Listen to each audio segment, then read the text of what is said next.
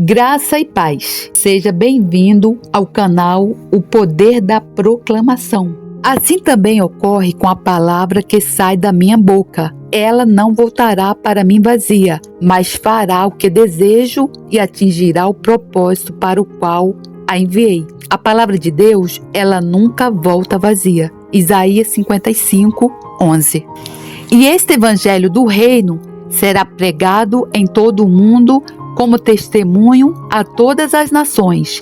Então virá o fim. Mateus 24:14. E vi o céu aberto, e eis um cavalo branco, e o que estava sentado sobre ele chama-se Fiel e Verdadeiro, e julga e peleja com justiça. Apocalipse 19:11. E a última palavra que Jesus disse através da visão de João no Apocalipse: aquele que testifica estas coisas diz: certamente cedo venho. Amém. Ora vem Senhor Jesus. Audiolivro Os Alicerces da Fé Cristã, volume 2, por Derek Prince. Capítulo 1. O verbo batizar. Temos estado a analisar sistematicamente grandes doutrinas fundamentais da fé cristã, tal como declara Hebreus 6:1-2. As 6 doutrinas ali indicadas como sendo o fundamento da doutrina de Cristo são as seguintes: 1. Arrependimento de obras mortas. 2. Fé em Deus. 3. Ensino dos batismos. 4. Imposição de mãos. 5. Ressurreição dos mortos. 6. Julgamento eterno. Na parte 2 do volume 1, Arrependimento e Fé, examinamos as 2 primeiras dessas 6 doutrinas, ou seja, o arrependimento de obras mortas e fé em Deus, ou mais simplesmente, arrependimento e fé. Agora passaremos à terceira dessas grandes doutrinas fundamentais, a doutrina dos batismos. O caminho lógico para começarmos esse estudo particular é descobrir o significado original e correto da palavra batismo, ou mais concretamente do verbo batizar, do qual se formou o substantismo batismo. Devido a ser algo pormenorizado, baseando-se na origem das palavras, este conteúdo está descrito no anexo que encontrará no fim da primeira parte deste volume. Após detalhada análise da palavra batizo, chegamos a uma única conclusão: o significado correto da palavra batizo, tanto no Novo Testamento como em qualquer outro registro, é fazer com que algo seja mergulhado. Abreviando a análise do significado da palavra batismo, realça 2 características distintas que se encontram em todo lado em que esta palavra é usada no Novo Testamento. Cada batismo, considerado como uma experiência, é tanto total como de transição. É total no sentido em que envolve toda a pessoa e toda a personalidade de quem está a ser batizado. Transicional no sentido em que, para a pessoa a ser batizada, marca uma transição, uma passagem de um estágio de experiência para outro em que nunca anteriormente entrou. O ato de batismo pode ser assim comparado ao abrir e fechar de uma porta. A pessoa a ser batizada atravessa uma porta que lhe é aberta pelo ato do batismo e passa de algo velho e familiar para algo novo e não familiar. A partir de então, fecha-se uma porta atrás de si e não há caminho de regresso através dessa porta fechada para as velhas experiências e modo de vida. 4 tipos diferentes de batismo. Tendo em mente este quadro que formamos da natureza do batismo, voltemos de novo à passagem onde se especifica o batismo como sendo uma das doutrinas fundamentais da fé cristã, ou seja, Hebreus 6:2. Observamos que a palavra batismo é ali usada no plural e não no singular. É um ensino de batismos, plural, e não um ensino de batismo, singular. Isso indica claramente que a doutrina completa da fé cristã inclui mais do que um tipo de batismo. Seguindo essa conclusão pelas páginas do Novo Testamento, descobrimos que na realidade há 4 tipos distintos de batismo mencionados em diversos pontos. Se colocarmos esses 4 tipos de batismo por ordem cronológica, segundo a ordem revelada pelo Novo Testamento, chegamos ao seguinte esquema.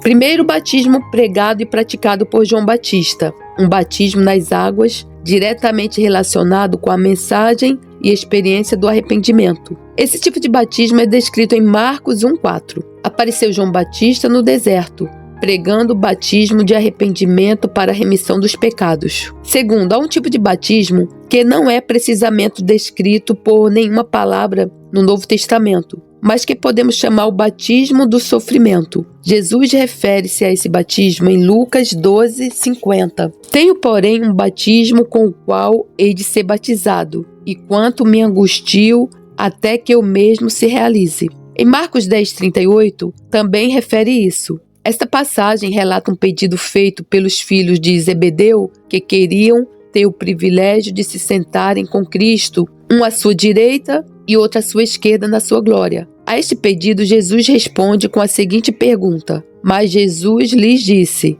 não sabeis o que pedis. Podeis vós beber o cálice que eu bebo, ou receber o batismo com que eu sou batizado? É evidente que Jesus se refere aqui ao sofrimento espiritual e físico que eu esperava ao trilhar o caminho da cruz, a entrega de todo o seu ser, espírito, alma e corpo. A vontade do Pai de levar sobre si a culpa do pecado do mundo e pagar então pelo seu sofrimento em nosso lugar o preço exigido para expiar esse pecado. Com estas palavras, Jesus indicava aos seus discípulos que o cumprimento do seu plano para as suas vidas, a devido tempo, exigiria também deles uma idêntica rendição total do seu ser nas mãos de Deus, incluindo, se necessário, o sofrimento até a morte. O terceiro tipo de batismo revelado no Novo Testamento é o batismo cristão nas águas, mencionado por Cristo em Mateus 28:19, onde diz aos seus discípulos: ide, portanto,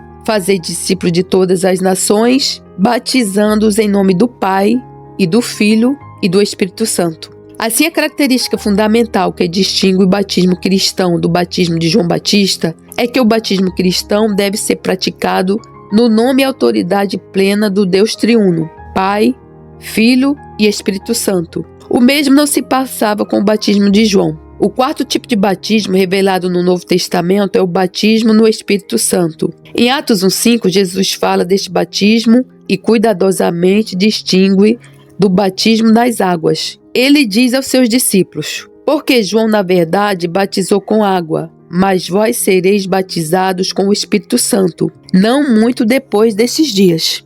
Embora na versão que usamos a preposição utilizada seja com, batizados com, o Espírito Santo no texto grego, a preposição empregue é em batizados no Espírito Santo. Através de todo o texto grego do Novo Testamento, há apenas duas preposições usadas com o verbo batizar, e que são em e para dentro de. Isso concorda plenamente com a nossa conclusão quanto ao significado literal da palavra batizar, fazer com que algo seja mergulhado ou imerso. Em Atos 1:8, Jesus revela o alvo básico do batismo no Espírito Santo, onde ele diz: mas recebereis poder ao descer sobre vós o Espírito Santo, e serei minhas testemunhas. Fundamentalmente, portanto, o batismo no Espírito Santo é um revestimento sobrenatural com poder vindo do alto, para se ser testemunha de Cristo.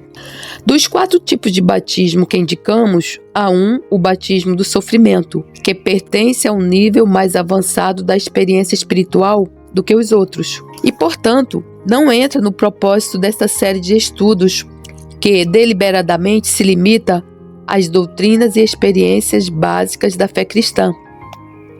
Por esse motivo, não mais diremos sobre esse batismo de sofrimento, mas limitaremos a nossa atenção aos outros 3 tipos de batismo e lidaremos com eles segundo a ordem, porque são apresentados no Novo Testamento. Primeiro, o batismo de João Batista. Segundo, o batismo cristão nas águas.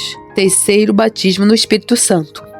Capítulo 2. Diferenças entre o batismo de João e o batismo cristão. Provavelmente haverá muitos cristãos que não veem com clareza a diferença entre o batismo de João e o batismo cristão. Portanto, é útil começar a estudar essas duas formas de batismo analisando Atos 19:1-5, onde esses 2 tipos de batismo são colocados lado a lado e se realçam as importantes diferenças entre eles. Aconteceu que, estando Apolo em Corinto, Paulo, tendo passado pelas regiões mais altas, chegou a Éfeso e, achado ali alguns discípulos, perguntou-lhes: recebestes porventura o Espírito Santo quando crestes? Ao que lhe responderam: pelo contrário, nem mesmo ouvimos que existe o Espírito Santo. Então Paulo perguntou: em que, pois, fostes batizados? Responderam: do batismo de João. Disse-lhes Paulo: João realizou o batismo de arrependimento, dizendo ao povo que cresce naquele que vinha depois dele, a saber, em Jesus. Eles, tendo ouvido isto, foram batizados em nome do Senhor Jesus. Aqui em Éfeso, Paulo encontrou um grupo de pessoas que eram conhecidas como discípulos. A princípio, Paulo tornou-os como discípulos de Cristo, isto é, cristãos. Mas de um exame mais atento, descobriu que eram apenas discípulos de João Batista. Tinham escutado e aceito a mensagem de arrependimento de João Batista e a forma de batismo pregada por ele, mas até então não tinham ouvido nada da mensagem do Evangelho centrada na vida, morte e ressurreição de Jesus Cristo, ou da forma cristã de batismo ligada diretamente à aceitação da mensagem do Evangelho. Depois de Paulo lhes ter explicado a mensagem do Evangelho, estas pessoas aceitaram-na e foram batizadas de novo. Desta vez, conforme a Escritura o declara, no nome do Senhor Jesus. Este incidente revela claramente que o batismo de João e o batismo cristão são absolutamente distintos na sua natureza e significado. Uma vez que o ministério de João havia terminado e a divulgação do Evangelho era estabelecida pela primeira vez, o batismo de João já não era mais aceite como equivalente ou substituto do batismo cristão. Pelo contrário, aos que haviam apenas recebido o batismo de João, foi pedido que fossem de novo batizados, desta vez com o batismo cristão. O batismo de João, arrependimento e confissão. Marcos 1, 3-5 apresenta um resumo da mensagem e ministério de João com a sua forma batismal. Voz do que clama no deserto, preparai o caminho do Senhor, endireitai as suas veredas. Apareceu João Batista no deserto, pregando o batismo de arrependimento para a remissão de pecados. Saíam a ter com ele toda a província da Judéia e todos os habitantes de Jerusalém, e confessando seus pecados, eram batizados por ele no Rio Jordão. Na providência de Deus, a mensagem e o ministério de João serviram dois propósitos especiais. Primeiro, preparavam o coração do povo de Israel para o advento e revelação do seu Messias longamente ansiado, Jesus Cristo. Segundo, providenciaram uma ligação entre a dispensação da lei e dos profetas, encerrada pelo ministério do João, e a aceitação do Evangelho, que seria iniciada cerca de 3 anos mais tarde, como resultado da morte e ressurreição de Jesus Cristo. Ao cumprir ambos os propósitos de Deus, o ministério de João era necessariamente breve e temporário. Não constituía em si mesmo uma dispensação, mas apenas um período de transição. Na sua mensagem e ministério, João fez 2 exigências principais ao povo. Primeiro, arrependimento. Segundo, confissão pública dos pecados. Os que estavam dispostos a satisfazer essas 2 condições eram assim batizados por João no Rio Jordão, como testemunho público de se terem arrependido dos seus pecados passados e estarem comprometidos a partir de então a levar vidas melhores. Marcos 1,4 declara: apareceu João Batista no deserto, pregando o batismo de arrependimento para a remissão dos pecados. Literalmente, João pregou um batismo de arrependimento para a remissão dos pecados. Isto concorda com a versão semelhante literal de Mateus 3,11, onde o próprio João usa as preposições com e para. Eu vos batizo com água para o arrependimento.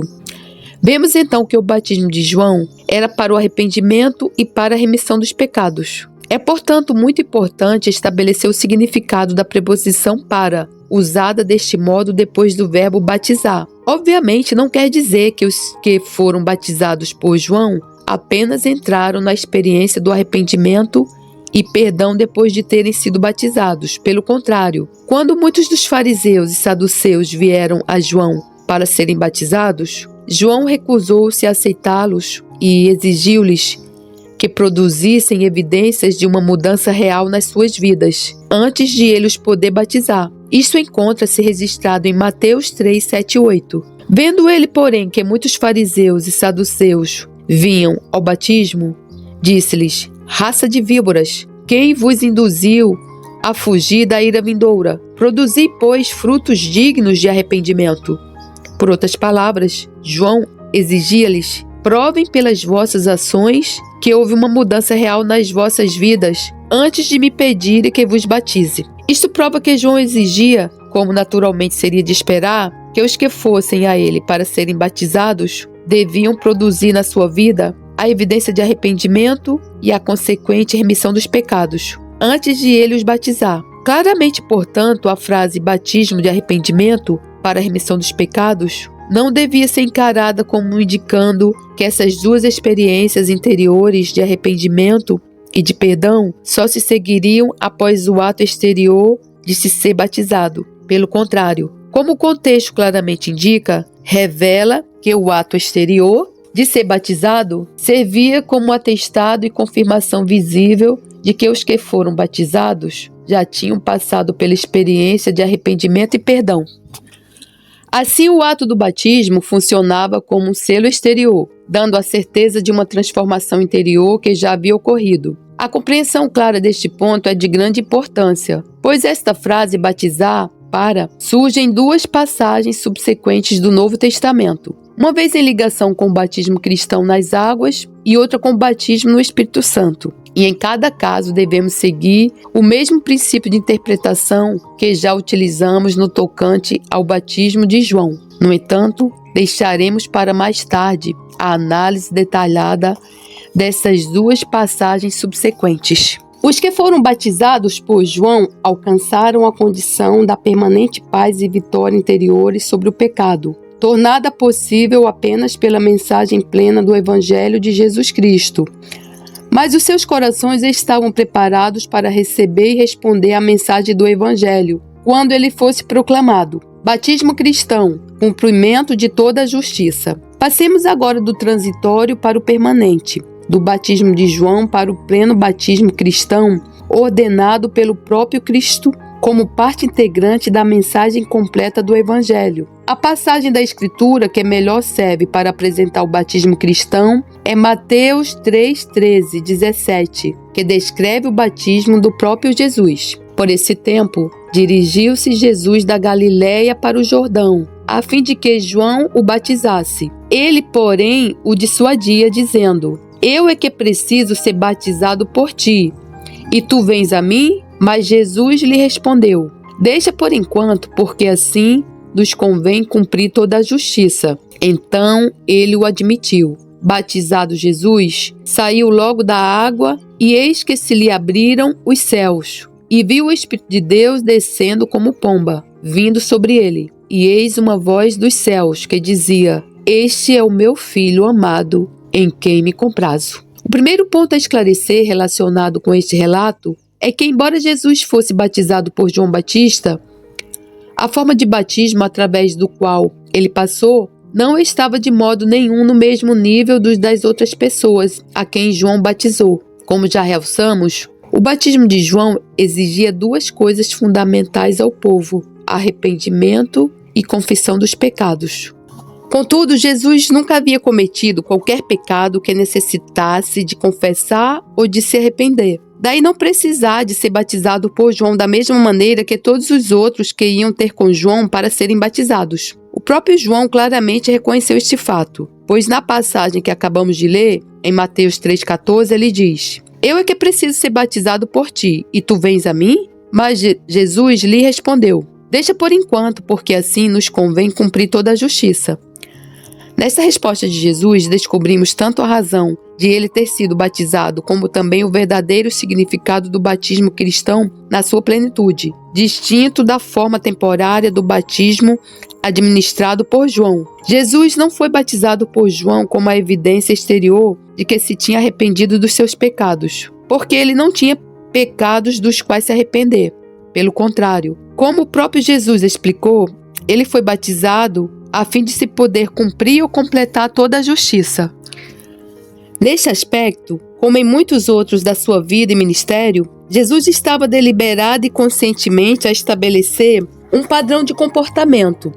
Ao ser batizado por João, estava a estabelecer um exemplo e padrão do batismo que ele desejava que os crentes cristãos o seguissem. Isso concorda plenamente com as palavras do apóstolo em 1 Pedro 2, 21, 22. Porquanto para isto mesmo fostes chamados, pois que também Cristo sofreu em vosso lugar, deixando-vos exemplo para seguirdes os seus passos, o qual não cometeu pecado, nem dolo algum se achou em sua boca. Isto confirma o que já foi dito. Jesus não foi batizado por João, porque ele se tinha arrependido dos seus pecados. Pelo contrário, como Pedro declarara, Jesus não cometeu pecado nem dolo algum se achou em sua boca. Mas ao ser assim batizado, deixou um exemplo a todos os cristãos que era o de seguir os seus passos. Tendo isto em mente, voltemos à razão que Jesus deu para ser batizado. Tal como Mateus 3,15 registra, examinemos mais detalhadamente as suas palavras, porque assim nos convém cumprir toda a justiça. Para uma maior compreensão possível, dividamos essa razão em 3 seções. Primeiro, a palavra assim. Segundo, a expressão nos convém. Terceiro, a seção final, cumprir toda a justiça. Primeiro, a palavra assim, ou mais simplesmente, deste modo. Pelo seu exemplo, Jesus estabeleceu um padrão para a forma ou método de batismo. Jesus não foi batizado em criança. Lucas 2, 22 registra que, sendo Jesus ainda criança, os seus pais o levaram a Jerusalém para o apresentarem ao Senhor. Não há aqui qualquer ideia ou sugestão de batismo. Jesus só foi batizado quando atingiu a idade da compreensão, pelo que nessa altura sabia tanto o que estava a fazer como a razão do seu ato. Uma vez mais, como posterior referência ao modo de batismo, lemos no versículo Mateus 3,16. Batizado Jesus, saiu logo da água. Pela simples lógica, deduzimos daqui que ao ser batizado, Jesus primeiro desceu para a água de onde depois saiu. Relacionando como significado literal do verbo batizar, que já analisamos, não há lugar a qualquer dúvida de que Jesus se deixou submergir totalmente nas águas do Jordão. Passemos agora à segunda seção da justificação dada por Jesus para ser batizado. Nos convém. Essa expressão sugere que para quem seguir Cristo, ser-se batizado é algo que convém, algo ordenado por Deus. Não é exatamente um mandamento legal como os que foram impostos a Israel pela lei de Moisés, mas é para os cristãos uma expressão muito natural de um discípulo sincero e dedicado. Usando o plural nós convém, parece que Jesus, por antecipação, se identificou com todos os que creriam nele e que subsequentemente o seguiriam através desse ato de fé e obediência. Finalmente chegamos à seção da conclusão, cumprir ou completar toda a justiça. Como já salientamos, Jesus não passou pelo batismo como uma evidência de ser confessado e ter se arrependido dos seus pecados. Pelo contrário, ele nunca cometeu pecado, foi sempre perfeitamente justo. Esta justiça era, em primeiro lugar, uma condição interior do coração que Jesus sempre possuiu. Contudo, ao permitir ser batizado, Jesus cumpriu ou completou essa justiça interior por um ato exterior de obediência à vontade de seu Pai Celeste. E foi através desse ato exterior de obediência e dedicação a Deus que realmente entrou na vida ativa do ministério pelo qual cumpriu o plano de Deus Pai. O mesmo acontece com todos os verdadeiros cristãos que são batizados. Tais crentes não são batizados meramente por serem pecadores que confessaram seus pecados e dos quais se arrependeram. Isso seria colocar o batismo cristão no mesmo nível e plano do batismo de João. É verdade que os cristãos confessaram e arrependeram-se dos seus pecados. Sem isso não poderiam sequer ser cristãos, mas passaram para lá disso e entraram em algo muito grandioso e perfeito do que era possível aos que apenas conheciam a mensagem e o batismo de João. Romanos 5:1 diz-nos: justificados, pois, mediante a fé, temos paz com Deus por meio de nosso Senhor Jesus Cristo. Os verdadeiros cristãos não se limitam a confessar e arrepender-se dos seus pecados. Fizeram isso e muito mais. Pela fé na morte expiatória e na ressurreição de Jesus Cristo em seu favor, foram justificados, foram feitos justos. A justiça do próprio Cristo foi-lhes imputada por Deus na base da sua fé.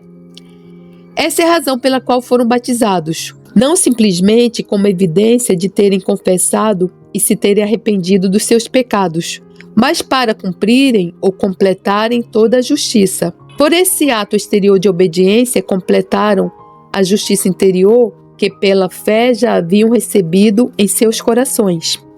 Esta explicação mostra-nos a diferença total na sua verdadeira natureza e significado entre o batismo cristão e o batismo que João pregava. Podemos agora perceber qual a razão de o apóstolo Paulo não aceitar o batismo de João naqueles que queriam ser verdadeiros cristãos. Em vez disso, primeiro instruiu-os na verdade total do Evangelho centrado na morte e ressurreição de Cristo, e depois insistiu em que fossem de novo batizados com o verdadeiro batismo cristão. Concluindo, podemos resumir a natureza do batismo cristão, dizendo que é um ato exterior de obediência pelo qual o crente cumpre ou completa a justiça interior que já desfruta pela morte expiatória e ressurreição de Cristo.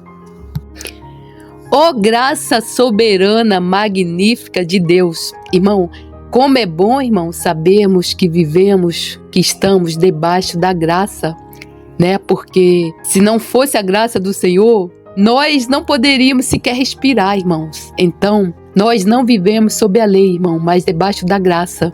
Glórias a Deus por isso. Louvado seja o nome do Senhor por todos os séculos, por isso. Hoje, graças a Deus, a minha voz já está melhor. Já vou para o 5º dia com um resfriado, eu não sei. Minha filha disse que era coronavírus, eu não sei. Mas eu não parei nenhum dia. Porque o maligno, irmão, ele não para. Ele passa 24 horas rungindo como um leão, buscando a quem possa dragar. Nós, os obreiros do Senhor, nós também não podemos parar. Faça chuva, faça sol. O Senhor precisa do nosso trabalho. O Senhor precisa da nossa fidelidade. O Senhor precisa do nosso empenho. Nós não somos nada, mas mesmo assim Ele precisa de nós. Ele precisa que nós abrimos a nossa boca. Ele precisa que nós caminhemos levando a semente do Evangelho. Então, irmão, nós não podemos parar. Nós não podemos nos entregar. Eu comecei a fazer a proclamação: pelas suas pisaduras eu fui sarada. Pelas pisaduras de Cristo eu fui sarada. Hoje eu já estou quase 100%. Minha filha começou a falar: vai pro hospital, vai pro hospital, vai pro hospital. Porque eu não parava de tossir. Eu falei: não, pelas pisaduras de Cristo eu já fui sarada. Ela, minha filha, na verdade, às vezes ela acha que eu enlouqueci. Mas as coisas de Deus, elas são assim, irmão. As coisas de Deus, a Bíblia diz que as coisas de Deus para o mundo, para o povo real, o mundo real, parecem loucura, né? E assim foi considerado Martim Lutero. Martim Lutero, ele era considerado um louco, irmão. Veja que ele ficava naquela briga entre a graça e a lei. A Igreja Católica, toda vez que ele ia lá para o confessionário, o padre lá, ele confessava todos os pecados, tentava se lembrar de todos, voltava, se humilhava, orava, caía no chão, se debatia, discutia com Satanás. Aí muitas vezes ele lembrava de um pecado que ele não tinha confessado, ele anotava para confessar no outro dia. O padre sabia que ele era uma pessoa séria, mas ele era tido como louco. Porque realmente, irmão, se você for viver debaixo da lei, você vai enlouquecer, porque você nunca vai conseguir cumprir a lei. Só existe um homem na face da terra que poderia conseguiu cumprir a lei toda. Esse homem se chamava Jesus Cristo, o nosso Salvador, o nosso Redentor, porque ele era santo, né? Nós não. Nós herdamos a velha herança, o velho DNA de Adão. Nós vivemos debaixo da graça. Glórias a Deus por isso. Então, irmão, veja que Martim Lutero, depois da reunião lá com aqueles representantes da Igreja Católica que queriam a cabeça dele, queriam fuzilá-lo, queriam matá-lo, ele disse: se as Escrituras negarem que eu estou errado, eu retiro o que eu escrevi, retiro o que eu falei. Ele não negou a fé dele. E quando ele chegou justamente nessa parte da Bíblia, onde ele viu que ele vivia debaixo da graça e não debaixo da lei, ele segurou a fé dele até o final. Mesmo perante aqueles homens lá, sábios do mundo, loucos sábios do mundo, né? Porque essa sabedoria aí para Deus, Deus tem como loucos, porque a sabedoria do mundo para Deus é loucura. E, na verdade, ele não negou a fé dele, ele foi até o fim. E aí começou a reforma protestante, né? E então eu vou deixar uma oração aqui que ele fez depois que ele não negou a fé dele e ele voltou, né? E ele diz assim: ó Deus eterno todo-poderoso, quão terrível mundo! Veja como a boca dele se abre para me engolir. A boca de Satanás, né?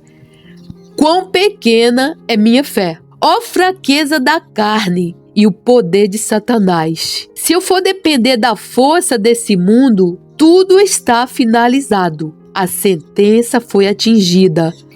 A pena foi adiante. Ó Deus, ó meu Deus, ajuda-me contra toda a sabedoria desse mundo e faça isso. Eu te suplico, tu deveria fazer isso por mim, pelo próprio poder, porque a obra não é minha, mas é do Senhor. Eu não tenho negócios aqui. Eu não tenho nada para disputar com esses grandes homens do mundo. Eu ficaria feliz em passar os meus dias em paz e com felicidade, mas a causa é tua e ela é justa e eterna. Ó Senhor, me ajude. Ó Deus fiel e imutável, eu não me inclinei sobre o homem. Isso seria inútil. Tudo que é do homem perecerá. O que procede dele vai falhar. Meu Deus, tu não me escuta. Meu Deus, tu já não estás vivo. Tu não podes morrer. Tu fazes, mas esconde-te. Tu me escolheste para esse trabalho, eu sei disso. Portanto, Deus, cumpra a tua vontade. Não me desampares pelo amor do teu Filho Jesus Cristo, minha defesa, meu escudo, minha fortaleza. Levanta-se Deus, enfim, dissipados os seus inimigos. Fugirão de diante dele os que o odeiam. Como se impere a fumaça, assim os impérios. Assim como a cera se derrete diante do fogo, assim perecem os ímpios diante de Deus. Mas alegrem-se os justos e se regozijem na presença de Deus e folguem de alegria. Cantai a Deus, cantai louvores ao seu nome. Louvai aquele que vai montado sobre os céus, pois o seu nome é Senhor. E exultai diante dele, Pai de órfãos e juiz de viúvas.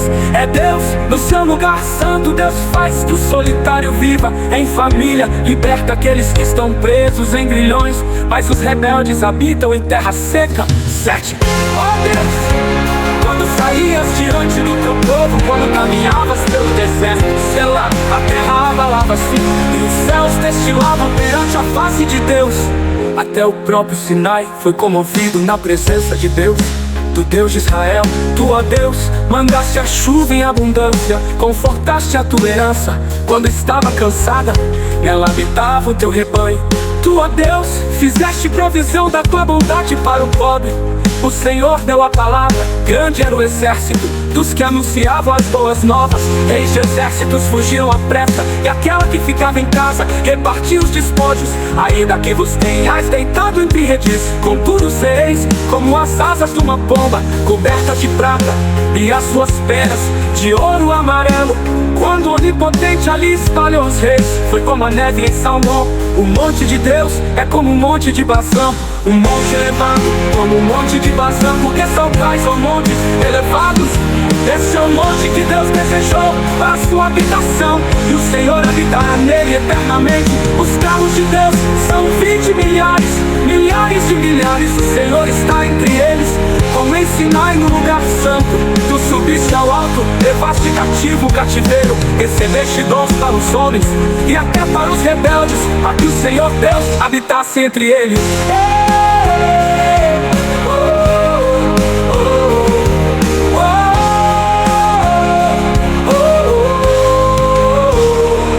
Bendito seja o Senhor, que de dia em dia nos carrega de benefícios, o Deus que é nossa salvação. Selá. O nosso Deus é o Deus da salvação, e a Deus, o Senhor, pertencem os livramentos da morte. Mas Deus ferirá gravemente a cabeça de seus inimigos, e o crânio cabeludo do que anda em suas culpas. Disse o Senhor, eu os farei voltar de Bazã, farei voltar o meu povo das profundezas do mar, para que o teu pé mergulhe no sangue de teus inimigos e no mesmo a língua dos teus cães. Ó Deus, eles têm visto os teus caminhos, os caminhos do meu Deus, meu rei no santuário. Os cantores iam adiante, os tocadores de instrumentos atrás, entre eles as donzelas tocando adornos. Celebrai a Deus nas congregações, ao Senhor desde a fonte de Israel. Ali está o pequeno Benjamim, que domina sobre eles. Os príncipes de Judá com seu ajuntamento, os príncipes de Zebulon, os príncipes de Naftali. Teu Deus ordenou, a tua força fortalece, ó Deus, o que já fizeste para nós.